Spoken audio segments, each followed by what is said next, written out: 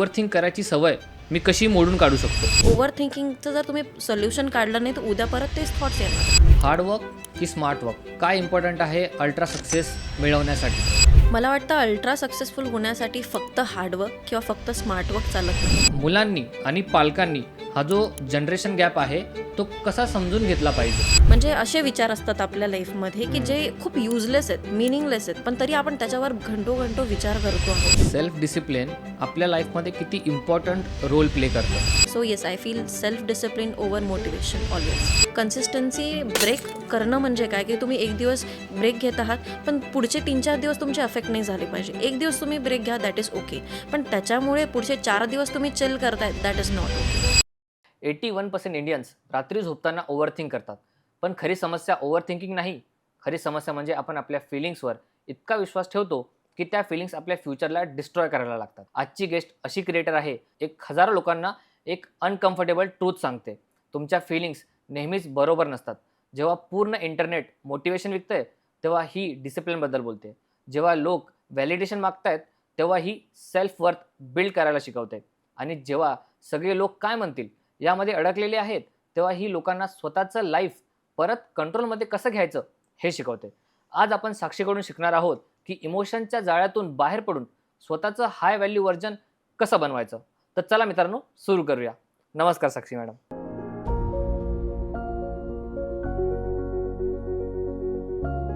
81% Indians रात्री झोपताना overthink करतात. ही ओव्हरथिंक करायची सवय मी कशी मोडून काढू शकतो? ओव्हर थिंकिंग करायची सवय मोडण्याआधी आपण हे समजून घेतलं पाहिजे की ओव्हर थिंकिंग का होते. एखाद्या गोष्टीचा रूट कॉज कळेपर्यंत आपण त्याला सोल्युशन नाही शोधू शकत. बरोबर. ऑल्सो ओव्हर थिंकिंग मला असं वाटतं की निगेटिव्ह गोष्ट नाही आहे, कारण की आपण निगेटिव्हली त्याला यूज करतोय म्हणून आपल्याला असं वाटतं की ओव्हर थिंकिंग इज निगेटिव्ह. पण दुसऱ्या अँगलने जर आपण त्याला पॉझिटिव्ह घेतलं, पॉझिटिव्ह गोष्टी ओव्हर थिंक करायला सुरुवात केली, that's what we call to be being delusional, आणि that is a good thing. आता काय होतं ना, दिवसभर आपला बिझी स्केड्यूल असतो, रुटीन्स असतात, आपण वेगवेगळ्या लोकांना भेटतो, वेगवेगळ्या गोष्टी घडतात. At the end of the day जेव्हा आपण फायनली झोपायला जातो फोन ठेवून, तेव्हा आपण ट्रुली स्वतःसोबत असतो आणि तेव्हा मग सगळे विचार एकत्र सुरू होतात. प्रत्येकाचा ओव्हर थिंकिंग वेगवेगळ्या रिझन्समुळे असू शकतं. काही लोक फ्युचरचा खूप जास्त विचार करतात, आज एवढं झालं उद्या काय होईल, माझ्याकडनं होईल की नाही. काही लोक पास्टमध्ये अडकलेले असतात किंवा पास्टमध्ये त्यांचे रिलेशनशिप्स असो किंवा काही पास्ट ट्रॉमाज असतील त्याच्याबद्दल ओव्हर थिंक करतात. काही लोकांना असं असतं की सगळं त्यांना त्यांच्या कंट्रोलमध्ये पाहिजे, की त्यांच्या मनासारखं नाही घडलं दिवसभरात काही गोष्ट, त्याच्याबद्दल ओव्हर थिंक करायला लागतात.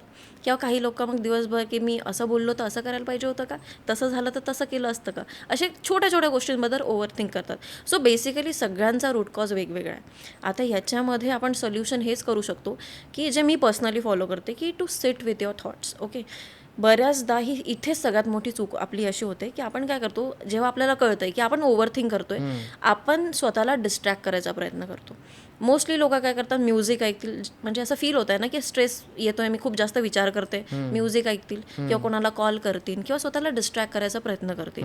पण तिथे काय होतं की तुम्ही ते टेम्पररी ओके आहे, तुम्हाला टेम्पररी चांगलं वाटेल, तुम्ही डिस्ट्रॅक्ट होणार, बट त्याच्यानंतर ती गोष्ट उद्या तुम्हाला परत त्रास देणार आहे. ओव्हर थिंकिंगचं जर तुम्ही सोल्युशन काढलं नाही तर उद्या परत तेच थॉट्स येणार आहेत. सो ओव्हर थिंकिंगवर जर आपण प्रॅक्टिकल सोल्युशन बघितलं तर मी पर्सनली फॉलो करते to sit with your thoughts. Best आहे की तुम्ही जर्नल घेऊन बसा आणि एकीकडे सगळे प्रॉब्लेम्स लिहायला स्टार्ट करा. त्याच्यामुळे ना it will make you think about it, की काय काय प्रॉब्लेम्स आहेत, मी कशाबद्दल विचार करते आहे, आणि अर्ध्यामध्ये येऊनच तुमचे अर्धे प्रॉब्लेम्सच गायब होतील. ही प्रॅक्टिकल गोष्ट आहे. काय होतं ना, मी लिहिते की मी याच्याबद्दल विचार करते, दुसरी गोष्ट मी लिहिली की मी याच्याबद्दलही विचार करते, असं करत हळूहळू काही गोष्टी आपोआप गायब होऊन जातात की मी याच्याबद्दलही विचार करत होते.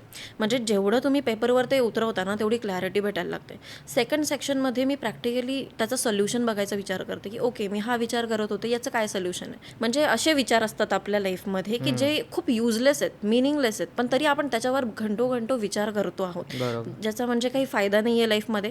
आणि मोस्टली अशा गोष्टी आहेत ज्याचा आपण काहीच करू शकत नाही. पास्टमध्ये घडलेल्या गोष्टी आपण चेंज करू शकत नाही, पण आपण तरीही ओव्हरथिंक करतो त्याच्यावर. त्यामुळे सोल्युशन लिहिल्यानंतर काय होतं ना, एक तर एक गोष्टची क्लॅरिटी भेटते की ही गोष्ट माझ्या हातात आहे का. ही गोष्ट हातात असेल तर त्याचं सोल्युशनही तुम्हाला लगेच सुचेल की ओके मी हे करू शकते. मला जर उद्याचं ओव्हर थिंकिंग होतं की यार माझ्या लाईफमध्ये मी एवढी मेहनत करते आहे, उद्या माझं काय होईल काय नाही, सोल्युशन आहे की माझं काय, माझ्या हातात नाही आहे गोष्ट, माझ्या हातात काय, मी आज काम करते, आजही मी 100% दिलं, मी उद्याही 100% देईल, दॅट्स इट. पुढे ज्या गोष्टी होत नाहीत ते होणार आहे, हे मी लिटरली लिहिते. जेव्हा आपण ह्या सगळ्या गोष्टी लिहायला लागतो ना, असं लिटरली असं फील होतं की तुमच्या डोक्याचं बर्डन तुम्ही पेपरवर काढताय. सो ओव्हर थिंकिंगला मला असं वाटतं की हे सोल्युशन आहे की तुम्ही तुमच्या थॉटसोबत बसा आणि कधी जर असं पॉसिबल नसेल की तुम्ही डायरी वगैरे नाही आहे, सिम्पली ॲनालाइज करा या गोष्टी की यार मी कशाबद्दल विचार करतोय, याचं काय सोल्युशन आहे. जर ही गोष्ट माझ्या हातात आहे का असेल तर त्याचं सोल्युशन तुम्हाला लगेच सुचेल आणि जर नसेल सिम्पली लिव्ह इट. मॅम, जसं आता तुम्ही मेन्शन केलं की आपण नेहमी ओव्हर थिंक करत राहतो. नक्की ओव्हर थिंक स्टार्ट कशामुळे होते? ओव्हर थिंकिंगची सुरुवात मला असं वाटतं एखाद्या छोट्या गोष्टीहून होते. एक तर आपण रात्री ओव्हर थिंकिंग करतो ते झालं, पण बाकीच्या गोष्टी आता दिवसभरात आपल्यासोबत अशा काही गोष्टी होतात ज्या आपल्याला एक तर फ्युचरचं टेन्शन आणून देतात. म्हणजे फॉर एक्झाम्पल माझ्यासोबत असा एक्सपिरियन्स झाला की कोणीतरी खूप सक्सेसफुल होतं आहे आणि माझं काहीतरी होत नाही आहे. बस ते एक छोटासा विचार, पण मी दिवसभर विचार करत बसते की आता यार मीच मागे राहते का, माझंच काय होतं नाही का. त्याच्यामुळे अजून 100 विचार यायला लागतात की माझं करिअर काय, माझं पास्ट काय. सो सुरुवात तर एकदम लहान एखाद्या इन्सिडेंटने होतं. कधी कधी सुरुवातीला काय होतं म्हणजे तुमच्या समोर असे काही लोक येतात किंवा ॲक्सिडेंटली अशा गोष्टी घडतात ज्याच्यामुळे तुम्हाला तुमच्या पास्टचे ट्रॉमास पण आठवतात की यार हो माझ्यासोबतही असं झालं होतं.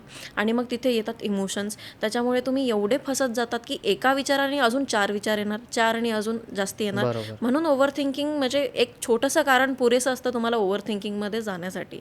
पण जेव्हा तुम्ही ते लिहायला सुरू करता जसं मी सांगितलं तेव्हा तेवढ्याच वेगाने ते कमी पण होत जातं. बरोबर मॅम. आणि खूप लोक सक्सेससाठी वेडी असतात, पण सक्सेस मिळवण्यासाठी नक्की काय इम्पॉर्टंट आहे, टॅलेंट की डेली हॅबिट्स? टॅलेंट असणं ही एक ॲडव्हान्टेज आहे, ती तुमच्या जर्नीमध्ये तुम्हाला फायदा देणार. पण फक्त टॅलेंट असून उपयोग नाही आहे. फॉर एक्झाम्पल एखाद्याचा गोल आहे की त्यांना एक स्पेसिफिक फिजिक अचीव करायची आहे, तुमची पर्सनॅलिटी चांगली आहे, तुमच्या बॉडीमध्ये फिजिकली काहीच प्रॉब्लेम नाही आहे, तुमची नॅचरल स्ट्रेंथ पण चांगली आहे, तुमचे जेनेटिक्स पण चांगले आहेत, पण तिथून पुढे तुम्ही डेली हॅबिट्स फॉलो करत नाही आहात, तुम्ही वर्कआउट पण करत नाही आहात, तुम्ही तुमचा प्रोटीन इंटेक किंवा तुमचे डेलीचे जे काही गोल्स आहेत ते कम्प्लीटच करत नाही आहात, तर तुम्ही ती गोष्ट अचीव करूच शकणार नाही. शेवटी काय ना, सक्सेस होणं ही एका दिवसात घडणारी गोष्ट नाही आहे किंवा एका दिवसात घेतलेला मोठा डिसिजन नाही आहे. त्याच्यामागे वर्षानुवर्ष दररोज केलेले डेली हॅबिट्सचा ते रिझल्ट आहे. त्यामुळे मला असं वाटतं की एखाद्याकडे भरपूर टॅलेंट असलं जरी आणि त्या टॅलेंटच्या भरोशावर जर तुम्ही तुमच्या डेली हॅबिट्स कॉम्प्रोमाइज करणार असाल तर तुम्ही ते गोल अचीव करू शकणार नाही. मी कन्सिस्टंट राहण्याचा खूप प्रयत्न करतो, पण कन्सिस्टन्सी माझ्याकडून मेंटेनच होत नाही आहे. तर मला असे काही प्रॅक्टिकल स्टेप्स सांगा ज्याने माझी कन्सिस्टन्सी मी मेंटेन करून ठेवू शकतो. आता कन्सिस्टन्सी मेंटेन करण्यासाठी जर प्रॅक्टिकल स्टेप्स बघितले तर फर्स्ट थिंग जी मी सांगितली की तुमचे गोल्स रिअलिस्टिक असले पाहिजे.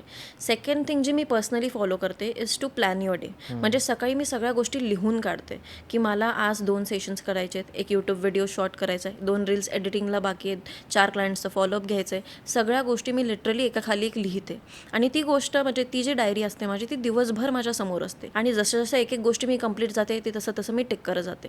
At the end of the day जेवढ्या जास्तीत जास्त मला टिक त्याच्यावर दिसतात तेवढं स्वतःला सॅटिस्फॅक्शन मिळतं की ओके मी आज मॅक्सिमम माझं कव्हर केलेलं आहे आणि उद्या मला अजून जास्त काम करायला पुश मिळतो. इव्हेंच्युअली कन्सिस्टन्सी या छोट्या छोट्या गोष्टींनीच बिल्ड होते.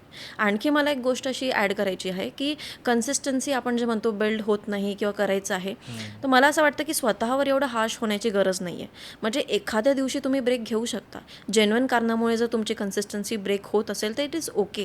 कारण आपण शेवटी माणूस आहोत, काहीही होऊ शकतं. एखाद्या वेळेस तुम्हाला ब्रेकची गरज होऊ शकते. कन्सिस्टन्सी ब्रेक करणं म्हणजे काय की तुम्ही एक दिवस ब्रेक घेत आहात पण पुढचे 3-4 दिवस तुमचे अफेक्ट नाही झाले पाहिजे. एक दिवस तुम्ही ब्रेक घ्या, दॅट इज ओके, पण त्याच्यामुळे पुढचे 4 दिवस तुम्ही चिल करताय, that is not okay. Self discipline आपल्या लाईफमध्ये किती इम्पॉर्टंट रोल प्ले करतं? सेल्फ डिसिप्लिन हे इतकं जास्त इम्पॉर्टंट आहे की विदाऊट दॅट सक्सेस इज अनअचिवेबल. कारण मोटिवेशन हे टेम्पररी आहे, आज आहे उद्या नाही आहे, पण सेल्फ डिसिप्लिन ही अशी गोष्ट आहे ना की तुमचा मूड असो नसो, तुम्हाला काही फील होतं आहे तरी पण ते तुमचं काम करायला भाग पाडतं आहे. आता सेल्फ डिसिप्लिनचा अर्थ हा नाही आहे की तुम्ही स्वतःवर एवढं स्ट्रिक्ट व्हायचं की तुम्हाला कामच करायचं आहे, किंवा मग तुम्हाला आवडणाऱ्या गोष्टी, त्या ज्या गोष्टींमध्ये तुमचा टाईम जातो त्या गोष्टी एकदमच सोडून द्यायचं, असं नाही आहे. सेल्फ डिसिप्लिन सिम्पली आपण सांगितलं ना, स्वतःला दिलेला शब्द पाळायचा.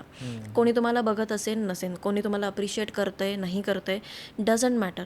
तुम्ही ज्या गोष्टी स्वतःसाठी डिसाईड केल्या आहेत त्या तुम्हाला at the end of the day complete केल्या गेल्या पाहिजे. आता सेल्फ डिसिप्लिन म्हणजे काय? शेवटी तुमच्या फिलिंग्सला बाजूला ठेवून तुमच्या विजनकडे लक्ष द्यायचं.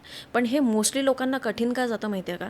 कारण जेव्हा आपण गोष्टी प्लॅन करतो की मला लाईफमध्ये हे करायचं आहे, जेव्हा आपण गोल्सबद्दल विचार करतो तेव्हा आपण त्या गोष्टी इमॅजिन करत असतो जिथे एफर्ट्स लागत नाही. आपण रिझल्ट्स इमॅजिन करतो आणि मग आपल्याला चांगलं वाटतं की ओके हे अचिवेबल आहे. पण जेव्हा वेळ येते ती गोष्टीला अचीव करण्यासाठी ॲक्शन घेण्याची, तिथे आपल्याला आपला कम्फर्ट झोन सोडावा लागतो आणि मग तिथे तुमचा गेम चेंज होतो. एक तर तुम्ही विचार करत फक्त प्लॅनिंगमध्ये टाईम वेस्ट करतात, किंवा मग डिसिप्लिन होऊन ॲक्शन घेतात आणि तेव्हा त्या गोष्टी अचीव व्हायला सुरुवात होते.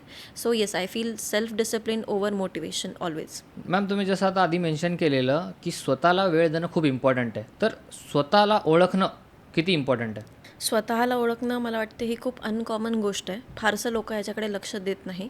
बट आय फील की तुमच्या पर्सनल ग्रोथची सुरुवातच स्वतःला ओळखून होते. आपले काय स्ट्रेंथ आहेत, काय विकनेसेस आहेत, माझ्या काय लिमिट्स आहेत, किंवा कुठपर्यंत माझं विजन आहे, या सगळ्या गोष्टी जेव्हा आपल्याला कळायला लागतात ना, एक वेगळाच कॉन्फिडन्स बिल्ड होतो. दुसरी गोष्ट म्हणजे आपल्याला क्लॅरिटी मिळायला लागते. आपल्या लाईफमध्ये काही गोष्टी घडतात, अपॉर्च्युनिटीज येतात किंवा लोक भेटतात आपल्याला नवीन नवीन, मग आपल्याला एक क्लॅरिटी मिळते की कुठल्या गोष्टी आपल्यासाठी योग्य आहेत, आपल्या लाईफमध्ये आपल्याला पाहिजे, किंवा कुठल्या नको आहेत आणि आपण त्याला काढलं पाहिजे, या आपल्याला स्वतःबद्दल क्लॅरिटी मिळते. सो मला असं वाटतं की स्वतःला ओळखणं हे कुठेतरी आपल्या पर्सनल ग्रोथला फेल करतं. कारण की जेव्हा तुम्हाला कळतं की ही माझी स्ट्रेंथ आहे, तुम्ही त्याच्यावर अजून काम करून त्याला ग्रो करू शकता. जेव्हा तुम्हाला वाटतं की माझ्यात ह्या गोष्टी वाईट आहे किंवा मी ह्या बदलल्या पाहिजे, तुम्ही स्वतःप्रमाणे त्यांना चेंज करू शकता. सो स्वतःला ओळखणं is kind of self improvement only. Hard work की स्मार्ट वर्क, काय इम्पॉर्टंट आहे अल्ट्रा सक्सेस मिळवण्यासाठी? मला वाटतं अल्ट्रा सक्सेसफुल होण्यासाठी फक्त हार्डवर्क किंवा फक्त स्मार्टवर्क चालत नाही. आपल्याला दोन्ही गोष्टींचा बॅलन्स करता आलं पाहिजे. आता जेव्हा आपण एखादी गोष्ट स्टार्ट करतो बिल्ड करायला, तेव्हा हार्डवर्कशिवाय पर्याय नाही आहे. फॉर एक्झाम्पल, एखादा बिझनेस, जेव्हा आपण बिझनेस बिल्ड करायला सुरू करतो तेव्हा भयंकर हार्डवर्क असतं. म्हणजे जो तो ओनर असतो त्याला सगळ्या गोष्टी मॅनेज कराव्या लागतात. तिथे 9 to 5 वगैरे असं काही नसतं. सकाळी उठल्यापासून झोपेपर्यंत बिझनेस बिझनेस बिझनेस. त्यामुळे हार्डवर्कशिवाय तिथे पर्याय नाही आहे. बट जेव्हा तुमचा बिझनेस एका लेवलवर पोहोचतो ना, हळूहळू करत, मग 70 to 80% कामं तुम्हाला दुसऱ्यांना द्यावी लागतात. तुम्ही लोकांना हायर करतात, तुम्ही सिस्टम्स बिल्ड करतात, तिथून पुढे तुमचं स्मार्टवर्क सुरू होतं. सो आय फील की एखादी गोष्ट जेव्हा तुम्ही बिल्ड करायला सुरू करतात ना, तेव्हा तुम्हाला हार्डवर्क इम्पॉर्टंट आहे. पण बिल्ड केल्यानंतर ती गोष्ट ग्रो करणं आणि मेंटेन करणं, तिथे स्मार्टवर्क मॅटर करतं. लोक काय म्हणतील या भीतीने भरपूर जण आपल्या आवडीचं काम स्टार्टच करत नाही. तर मग हे जे सोसायटीचं प्रेशर आहे ते मी कसं हँडल करू शकतो? लोक काय म्हणतील, ऑनेस्टली लोक म्हणायसाठीच असतात, आपण ऐकायसाठी नसतो. कारण की भरपूर वेळा आपण आपल्या लाईफच्या डिसिजन्स, अगदी खूप इम्पॉर्टंट डिसिजन्ससुद्धा लोक काय म्हणतील याच्यामुळे घेतो. पण असं का? म्हणजे मला कुठेतरी असं वाटतं की याच्यामुळे ना, याच्या मागे अशी एक भीती आहे की आपण समाजात जातो, 4 लोक आपल्याबद्दल काय विचार करतात हे आपल्यासाठी खूप मॅटर करतं. की लोकांनी माझ्याबद्दल काही वाईट बोलूच नाही, किंवा माझ्या माघारी पण चांगलंच बोलावं, माझ्याबद्दल मला नावं ठेवू नयेत की याने असं काय केलं तसं काय केलं. बट तुम्ही जर प्रॅक्टिकली बघितलं ना, तर हे पॉसिबलच नाही आहे. तुमच्यासमोर लोक चांगले वागतील, पण तुम्ही गॅरंटी नाही देऊ शकत की तुमच्या मागे लोक तुमच्याबद्दल चांगलेच बोलत असतील. बरोबर. प्रॅक्टिकली ही गोष्ट पॉसिबलच नाही आहे की तुम्ही सगळ्यांना खुश ठेवणार. तुम्ही या जगात प्रत्येक माणसाच्या अपेक्षेनुसार वागू शकत नाही.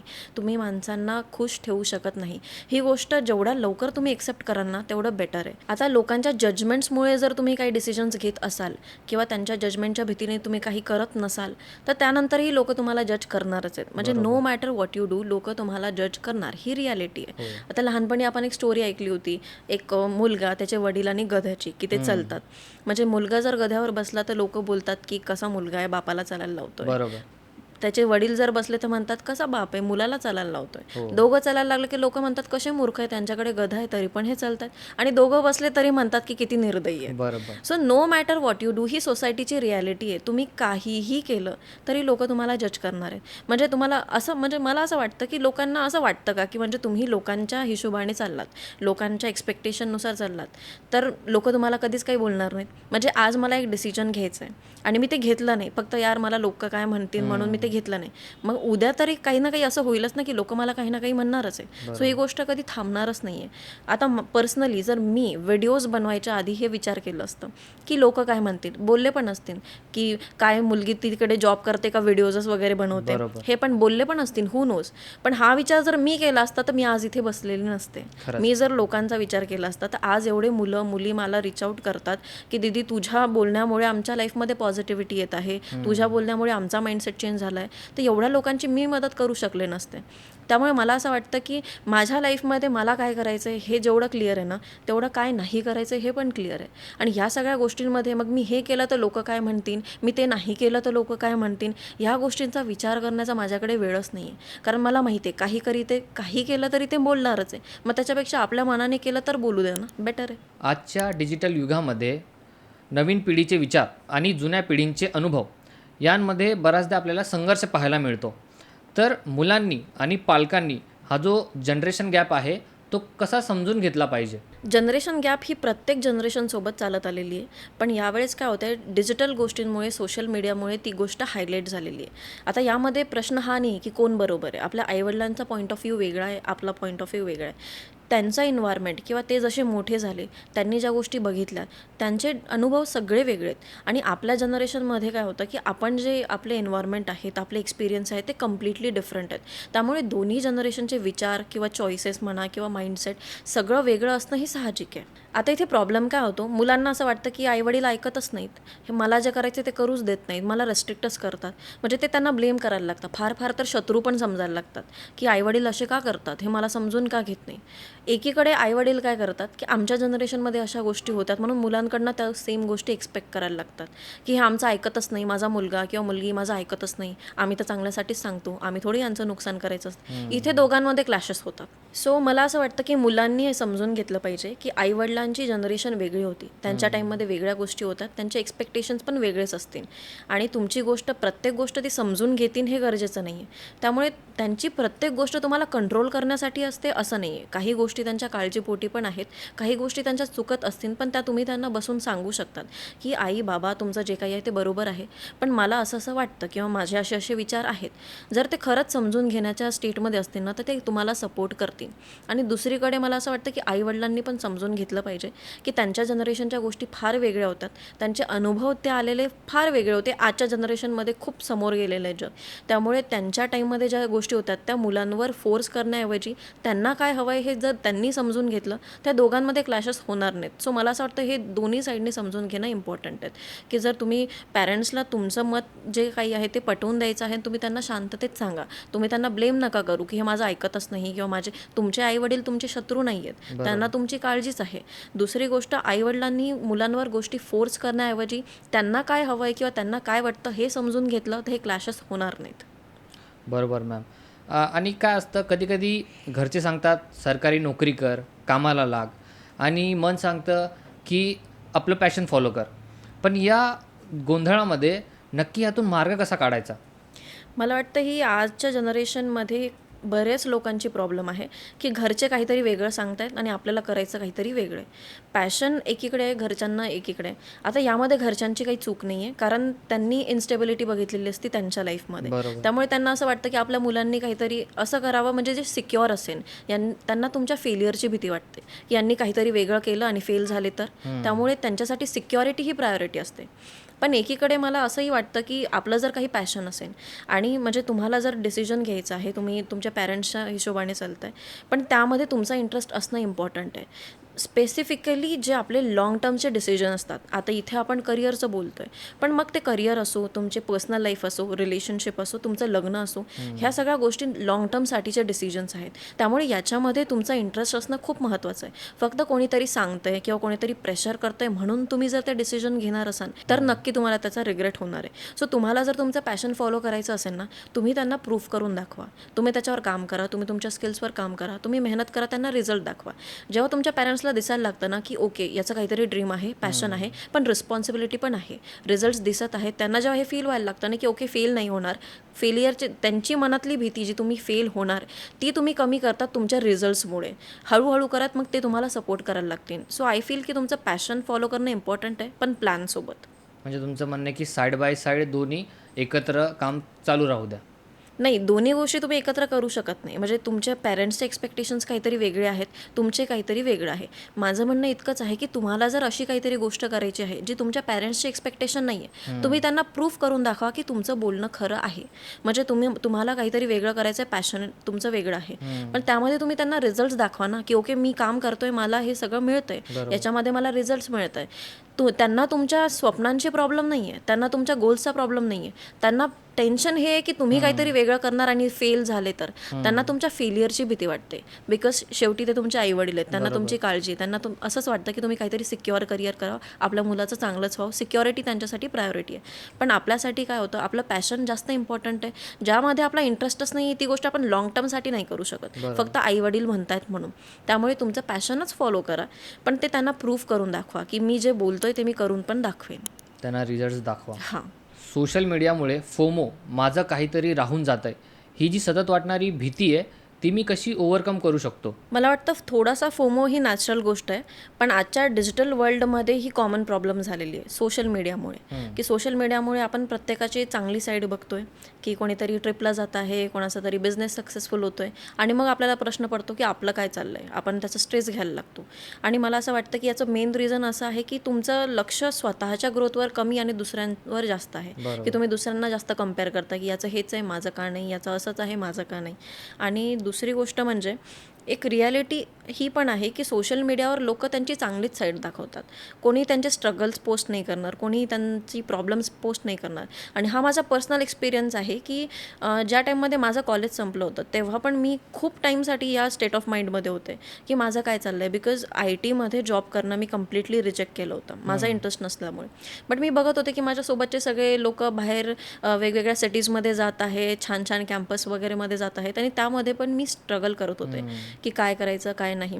तर त्यामध्ये मला एक गोष्ट एक्सपिरियन्सनेच कळली आहे की सगळ्यांच्या लाईफमध्ये प्रॉब्लेम्स आहे. जेव्हा मी त्यांचे प्रॉब्लेम्स जाणून घेतले ना, तेव्हा मला असं वाटलं की ओके, माझा डिसिजन जास्त बेटर आहे यांच्यापेक्षा.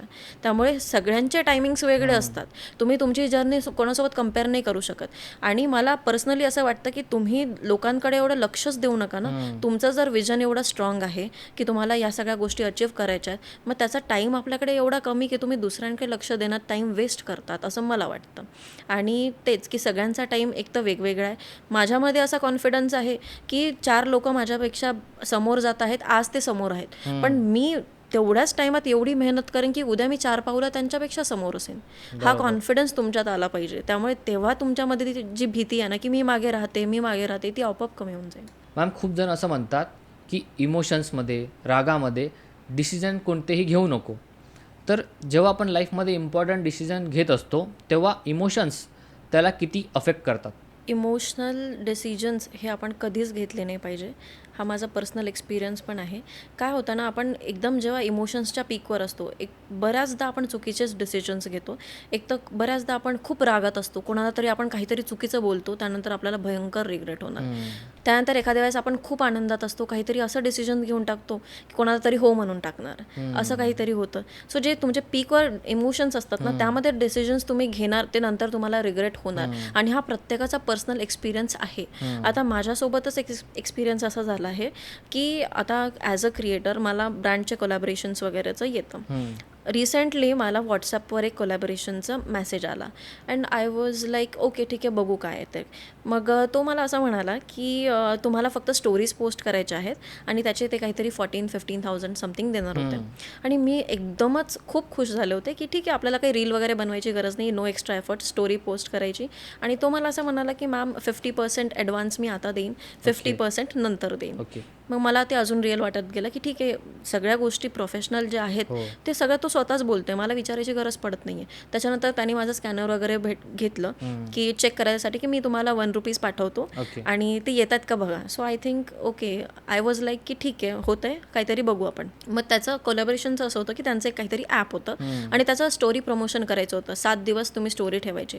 मग ते सगळं झाल्यानंतर ही वॉज लाईक की त्यांनी मला एक लिंक पाठवली आणि तो मला म्हणतो की तुम्हाला प्रमोशन करण्यासाठी आमच्या ॲपवर पहिले युजर बनावं लागेल आणि ॲज अ क्रिएटर मला माहिती आहे याची गरज नाही आहे. मी स्टोरी तुमची प्रमोट करते, विषय संपला. माझं काय गरज आहे त्याच्यावर अकाउंट ओपन वगैरे करायचं. तर त्यांनी मला वेगवेगळे रिझन्स सांगितले. पण मी खूप खुश होते त्या टाईममध्ये की एवढं असं कोलॅबोरेशन आलं आहे आणि 14,000 to 15,000 फक्त स्टोरीजचे is not a normal thing. म्हटलं ठीक आहे. आणि मग तेव्हा आपलं काय होतं ना, अशा इमोशन्समध्ये आपण प्रॅक्टिकल डिसिजन्स चुकवू शकतो किंवा घेऊ शकत नाही योग्य ते डिसिजन. इथेच माझ्यासोबत काय झालं, म्हणजे ते काइंड ऑफ फ्रॉड होतं. पण मी हा विचार तेव्हा करू शकले नाही. काय झालं ना की मी ठीक आहे असं त्याला विचारलं की काय गरज आहे याची, सगळं मला तर गरज नाही वाटत आहे. आणि ही वॉज लाईक की कोलॅबोरेशनसाठी हे करावंच लागतं.